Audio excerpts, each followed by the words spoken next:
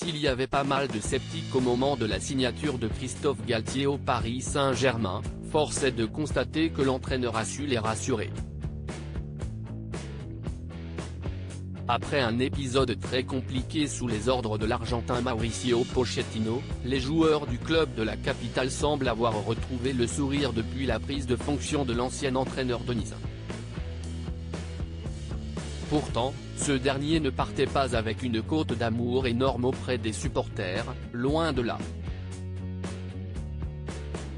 Natif de Marseille et ancien joueur de l'Homme, sa proximité avec le Rivalo n'y a pu en refroidir quelques-uns, mais après un début de saison en fanfare des coéquipiers de Neymar et Messi, le coach français est adoubé par tout le monde. À côté de ses débuts plus que réussis à Paris, Christophe Galtier peut se féliciter de mener une vie de famille épanouie. En couple et marié depuis de longues années, il est également père d'un grand garçon nommé Jordan, 33 ans, qui aspire également à devenir un grand entraîneur un jour.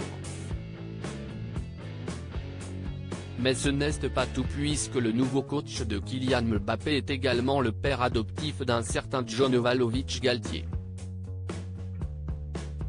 Il s'agit en fait du fils de sa compagne, qu'il a adopté il y a 5 ans de ça et qui joue un rôle primordial dans sa carrière, puisqu'il est son conseiller et à 34 ans, il défend les intérêts de son père adoptif depuis près de 5 ans maintenant. Si est un garçon que j'élève depuis 4 ans, il en a 34.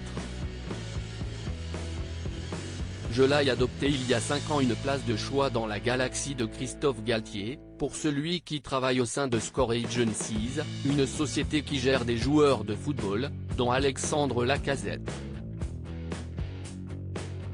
Très proche de son fils adoptif, l'entraîneur du PSG a réagi en février dernier suite à une polémique impliquant John et les possibles conflits d'intérêts qu'il pourrait avoir vis-à-vis de son père. Si est un garçon que j'élève depuis 4 ans, il en a 34. Je l'ai adopté il y a 5 ans. Si est la première des choses. La deuxième, qui est sûrement la plus importante, je défie quiconque de dire qu'un jour j'ai fait passer des intérêts personnels, familiaux, avant l'intérêt du club, assurait-il au micro de Gym Tonic, une émission du groupe Nice Matin, fin février.